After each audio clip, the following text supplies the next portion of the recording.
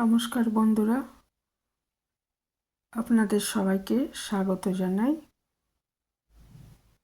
আমি আজকে ফুলকপির একটা রেসিপি নিয়ে এসেছি, যেটা ফুলকপির একটা সেরা রেসিপি বলা যায়। তো এর জন্য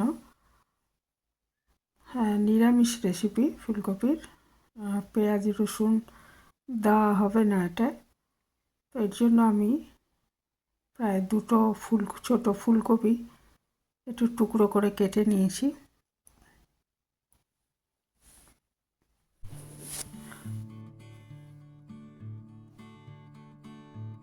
টুকরো করে কেটে নিয়েছি আর দুটো আলু এর মধ্যে দেব। আলু ছাড়াও করা যাবে রেসিপিটা, তবে আমি আলু দিয়েই করেছিলাম। একটু বড় বড় করে কেটে নিয়েছি ফুলকপিগুলো, কেটে ধুয়ে রেখেছি। আর ওইদিকে একটা কড়াইতে একটু জল নিয়ে নিয়েছি। জলটা নুন আর হলুদ দিয়ে একটু ফুটিয়ে নেব। নুন আর হলুদ দিয়ে অল্প নুন আর একটু হলুদ দিয়ে ফুটিয়ে নেব। ফুটিয়ে নেওয়ার পর এই ফুটন্ত জলে ফুলকপিগুলো 1 মিনিট থেকে 1.5 মিনিট এটা সেদ্ধ করে নেব, ভাপ দিয়ে নেব আর কি। বেশি সেদ্ধ হয়ে গেলে ভালো লাগবে না, শুধু মিনিট খানেক কি মিনিট 1.5 সময় ধরে এটা একটু ভাপ দিয়ে নেব, তাহলে এটা খেতেও ভালো লাগবে। আর ফুলকপির মধ্যে একটা এখন একটু পুরনো হয়ে গেছে, একটা বুনো গন্ধ যেটা চলে এসছে, সেটাও চলে যাবে। তো একটু ভাপ দিয়ে নিচ্ছি। একদম নতুন হলে সেটা এই ভাপটা না দিলেও চলতো। তো এখন ফুলকপির টাইম প্রায় শেষের দিকে, কাজেই এইভাবে একটু ভাপ দিয়ে নিচ্ছি। তো বেশি সেদ্ধ করা যাবে না, তাহলে খেতে ভালো লাগবে না। 1-1.5 মিনিট পর আমি এটাকে একটু ছেঁকে তুলে নিচ্ছি ফুলকপিগুলো, যাতে জলটা একদম না থাকে এর মধ্যে।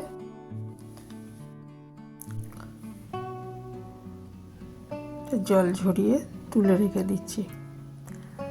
আর ওদিকে দুটো আলুও কেটে নিয়েছি, তবে আলুগুলো আমি আর এইভাবে সেদ্ধ করছি না, আলুটা এমনি তেলে ভেজে নেব। এই দুটো আলু কেটে ধুয়ে রেখেছি।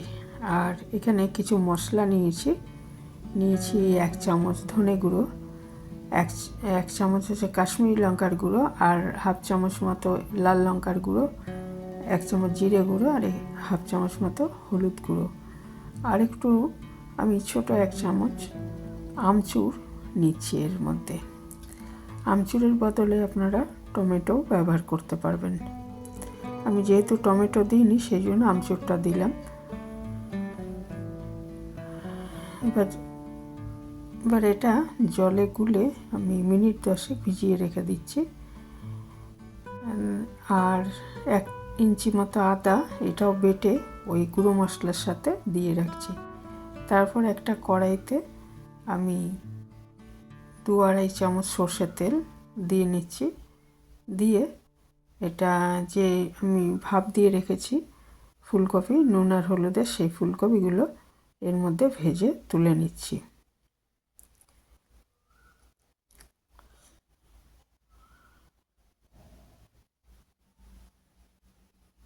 মিডিয়াম আঁচে ফুলকপিগুলো ভেজে তুলে নিচ্ছি।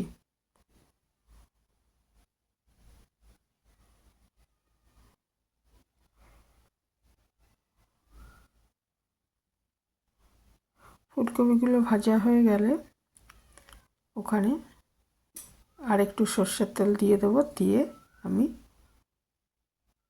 তাতে একটু জিরে ফোড়ন, 1/2 চামচ মতো সাদা জিরে ফোড়ন দিয়ে দিচ্ছি। এরকম নিরামিষ তরকারিতে জিরে ফোড়ন দিলে খুব ভালো লাগে খেতে। তো এটা আমি জিরে ফোড়ন দিয়েছি। জিরেটা ভাজা গন্ধ ছেড়ে গেলে আমি আলুটা আর একটু নুন আর সামান্য একটু হলুদ দিয়ে আলুটা আগে একটু ভেজে নিচ্ছি।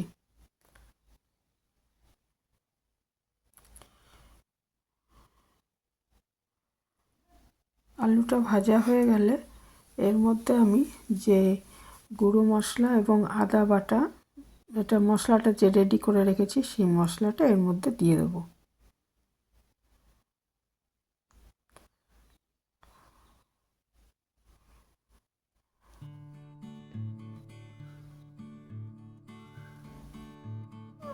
অল্প একটু ভাজা ভাজা হয়ে গেলেই আলুটা এর মধ্যে আমি মশলাটা দিয়ে দিলাম। জলে গুলে রাখা মশলাটা দিয়ে খুব ভালো মতো কষাবো মশলাটা। আর দিয়ে দিচ্ছি একটু এক মুঠো মটরশুঁটি, ছাড়ানো মটরশুঁটি আমি দিয়ে দিচ্ছি এর মধ্যে, তাহলে খেতে ভালো লাগবে তরকারিটা। খুব ভালো মতো কষিয়ে নিচ্ছি।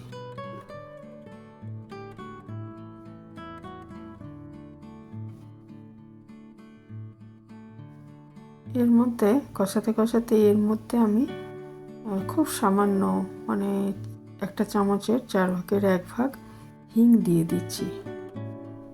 হিং দিলে কি হবে, এরকম নিরামিষ তরকারিতে হিং দিলে তরকারিটায় খুব সুন্দর একটা গন্ধ হয় এবং খেতেও ভালো লাগে, স্বাদটাও মানে চেঞ্জ হয়ে যায়।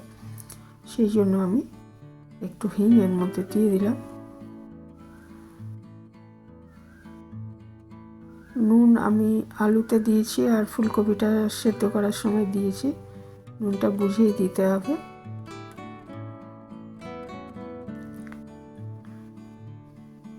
এর মধ্যে এবারে সেদ্ধ করে রাখা এবং ভেজে রাখা ফুলকপিগুলো দিয়ে কষিয়ে নিচ্ছি।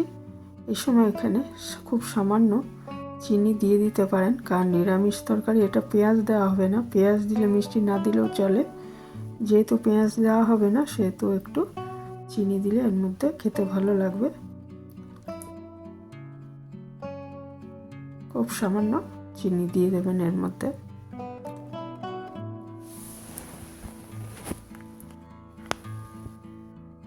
সামান্য চিনি দিয়ে দিলাম, দিয়ে ভালো মতো কষিয়ে এটা যখন তেল ছেড়ে আসবে তখন বুঝতে হবে কষানো হয়ে গেছে, তখন এতে পরিমাণ মতো জল দিয়ে দিতে হবে। এই তরকারিটা কিন্তু বেশি ঝোল হয় না, একদম মাখা মাখা হয়। আর সেই জন্যই আমি ঠিক সেদ্ধ হওয়ার জন্য যেটুকু জলের দরকার সেটুকুই দিয়েছি। আলু আর ফুলকপিটা সেদ্ধ হওয়ার জন্য যেটুকু জলের দরকার, তারপর ঢাকা দিয়ে এটা আমি 7-8 মিনিট রান্না করে নিচ্ছি, তাহলে এটা রেডি হয়ে যাবে। নামানোর আগে ছড়িয়ে দিতে হবে একটু ধনেপাতা, তাহলে স্বাদটা আরও বেড়ে যাবে।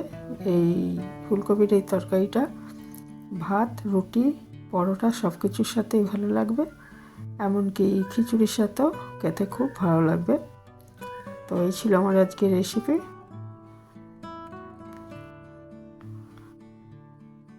এর তরকারিগুলো সেদ্ধ হয়েই এসছে, এবারে ধনেপাতাটা দিয়ে একটু ঝোলটা আর একটু শুকিয়ে নেব, তাহলে এটা পরিবেশনের জন্য রেডি হয়ে যাবে।